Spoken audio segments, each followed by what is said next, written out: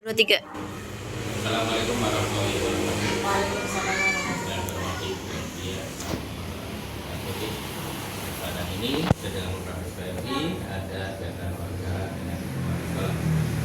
Baik, untuk pada ini kita satu tema perencanaan tahunan vakum minimal aspek dan peringkat pembelajaran kurikulum pengembangan sosial tata kelola PTK dan secara bersama menggunakan pendekatan identifikasi refleksi benahi ya, rencana kebangsaan RKT dan ARKAS. Baik, ada 5 pertanyaan yang harus dijawab. Bisa Ibu ya? Iya, silakan Pak. Dalam rencana kerja tahunan RKT dan rencana kegiatan dan anggaran sekolah RKS, bagaimana Ibu memastikan perencanaan tahunan mencakup 3 aspek utama: perbaikan pelajaran atau kurikulum, pengembangan kompetensi atau tata kelola PTK, dan sarana prasarana. Terima kasih. Jadi dalam penyusunan RKT akan ada IRP Pak. Untuk patokannya itu kan dilakukan. Apa-apa yang sudah baik kita tingkatkan, apa yang belum kita usahakan supaya bisa meningkat. Misalkan di kompetensi tata kelola PTK kita ikutkan untuk training atau workshop yang lain. Kayak kemarin ada training tentang kurikulum, workshop. Iya. Jadi ikutkan kemarin kan masih ada dua. Jadi kita ikutkan dua-duanya. Kalau untuk dibayar. Kemudian kalau untuk sarana dan prasarana kita evaluasi mana-mana yang sudah baik, mana yang perlu kita tambah. Nanti ada ini yang untuk perhatian ya, Iya. PTK dan sarana. Sarwas. Oke, bagus. Terima kasih jawabannya. Oke, kita lanjut nomor 2. Ya. Siap. Bisakah Ibu menjelaskan bagaimana sekolah menggunakan pendekatan verifikasi refleksi benahi berdasarkan dalam unsur RKT dan RKS, khususnya melalui lembar kerja RKT dan lembar kerja ARKAS pada rapor pendidikan. Jadi untuk kita menyusun RKT dengan rapor pendidikan dan RKT. Di situ kan nanti ada setelah ini kan kita ada itu lembar kerja ARKAS ya. Jadi kita utamakan yang kan ada kelompok yang harus diutamakan, ada yang belum prioritas lah. Kita ikuti nanti untuk yang prioritas sehingga itu jadi acuan dalam pembentukan ingin petani satu-satu mana yang perlu urgent prioritas dan itu yang kita utamakan. Tapi tidak menutup kemungkinan yang bukan prioritas kalau kita bisa dananya ada dan mungkin bisa ya kita ikutkan. Oke, terus jawabannya sudah bagus. Baik Ibu, nomor 3 ya. Program apa saja yang direncanakan secara khusus untuk meningkatkan kualitas pembelajaran, misalnya literasi, numerasi, karakter, dan bagaimana program tersebut terkandung dalam kurikulum sekolah. Jadi untuk program yang khusus yang kita rencanakan ini, kita untuk lebih meningkatkan minat baca anak. Literasi. Kita adakan pojok baca tidak cuma di halaman sekolah, tapi tiap kelas juga ada pojok baca. Jadi dimana untuk bukunya juga tidak cuma itu, tapi berganti sesuai dengan tahun ya Pak. Kalau dalam artian kan buku ada yang 55% dan kita belajarkan buat literasi. Kemudian yang kedua, budaya peningkatan pembentukan karakter. Kayak misalkan buku datang, saling sama guru, kemudian disiplin ditaruh dulu, tasnya ditaruh, kemudian sepatu, ngambil nama, terus ketika mau masuk ke kelas juga sesuai dengan keinginan dia. Kan kita ada 5 nih Pak, ada yang tos, ada yang salin, ada yang pakai gini, ada yang pakai gini, terus ada yang dipeluk. Iya, jadi anak mau yang mana?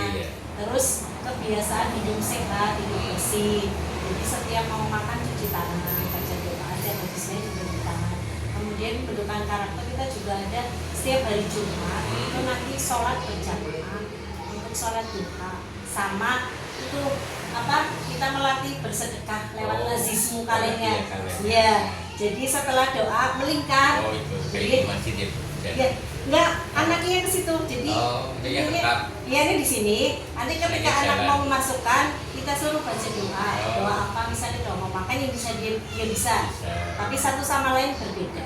Jadi selain melatih kita untuk bersedekah juga latihan hafalan. Ya, di sini kan ada hafalan doa-doa pendek, doa-doa harian, kemudian bacaan Al-Quran juga ada.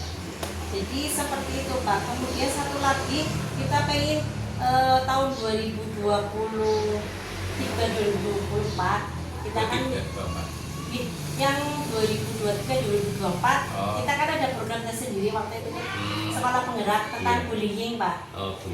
Jadi kita pengen menggerakkan lagi itu. Iya, kalau sekarangnya bagus ya.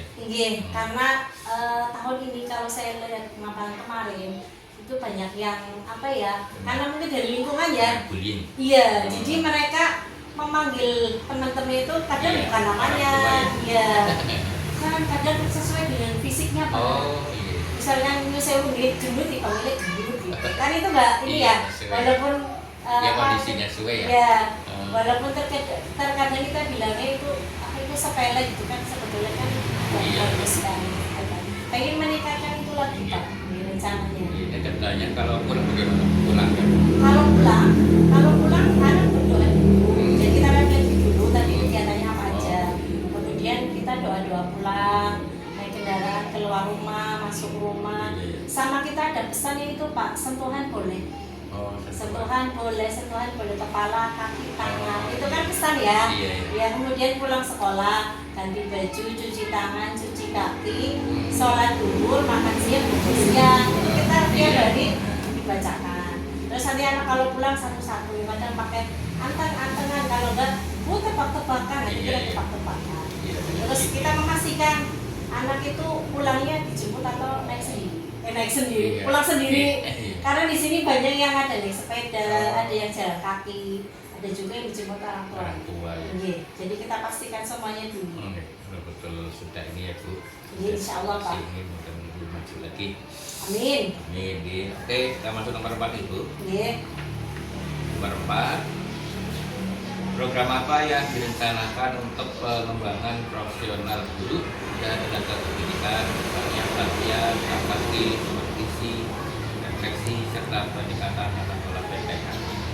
Jadi programnya direncanakan untuk profesional guru yang jelas dan tenaga pendidikan yang jelas. Kalau untuk KKG itu KKG Pak. Iya, KKG. Dan di KKG kita selalu dorong guru itu untuk supaya tidak merasa tidak enakan. Jadi di situ tuh dia sebagai individu. Dalam artian kalau misalkan dia mau bertanya, mau mengutarakan, jangan terpatok pada kepala sekolah. Kadang kan izin ya Pak. Malu ada kepala sekolahnya. Jadi kalau saya tanamkan enggak, dia sebagai individu. Kalaupun kita ada materi yang perlu disampaikan, saya usahakan supaya guru itu bisa menyampaikan. Dan alhamdulillah memang sudah menyampaikan Pak materi-materi PM kemarin di sini. Kemudian untuk refleksi insya Allah ada, tapi karena ini baru awal, jadi belum banyak pelaksanaan. Paling selain ada apa, tadi saya lewat ya, kalau misalnya saya di sekolah, menanyakan. Kemudian untuk supervisi juga ini karena baru jadi belum ada.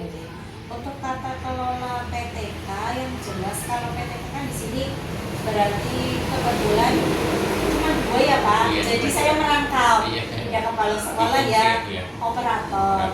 Jadi insya Allah kalau kita nggak tahu atau mungkin ada info yang kita ketinggalan, kita tidak malu untuk berguru atau bertanya pada teman. Jadi temannya itu tidak harus teman satu kecamatan atau ini Pak. Kalau saya pribadi, yang penting itu bisa dapat jawaban, dapat ilmunya gitu. Jadi kita jangan malu bertanya. Mungkin itu Pak. Ternyata bagus sekali PPT-nya. Terkait nanti katanya dengan ibu ya Bu. Jadi kita harus punya pribadi sendiri ya Bu. Saya diri lah. Kadang kalau bisa dibangun dan sekarang. Soalnya kadang kalau kita, kebetulan saya di sini ketua KKG Pak. Gus. Apa yang namanya? Lavender. Jadi kalau saya tanya gimana ibu ini mau ambil pesannya, terserah sama pengelola. Lah itu yang saya tidak suka Pak. Dalam artian ini. Nah di sini kan kita sebagai individu sama ya, semua anggota KKG gitu. Jadi dipisahkan, jangan di sini berdiri emang sebagai guru. Tapi kalau saya pribadi menanyakan, monggo apa yang mau disampaikan. Jadi jangan terpatok sama kepala sekolah. Ibu, makasih Ibu. Saya sudah lengkap Ibu. Baik, kita lanjut untuk pertanyaan terakhir. Program apa yang direncanakan terkait pengadaan, pemeliharaan atau peningkatan sarana prasarana yang mendukung budaya dan bagaimana prioritasnya ditetapkan? Untuk program yang terkait dengan pengadaan pemeliharaan prasarana yang pembelajaran, kita evaluasi dulu Pak sama Bu. Kira-kira dalam pembelajaran ini nanti memerlukan apa saja? Apakah itu API dalam atau luar? Apakah itu sudah ada? Atau perlu diperbaiki? Atau perlu kita mengadakan atau pembelian baru? Jadi kalau memang ada beberapa yang harus dibeli misal ya Pak, jadi kita prioritaskan dulu sesuai dengan kebutuhan yang urgent kita yang utama. Dan nanti itu kita masukkan ke ini ya, ke BOP atau mungkin dari pendanaan yang lain. Oke, terima kasih Ibu. Ini sangat bagus. Dan sudah terjawab Bu dengan sempurna ini. Amin, alhamdulillah. Mohon maaf kalau jawabannya masih lekak-lekuk Pak. Dan saya mohon maaf sekali lagi. Para Ibu, saya kata wassalamualaikum warahmatullahi wabarakatuh. Waalaikumsalam.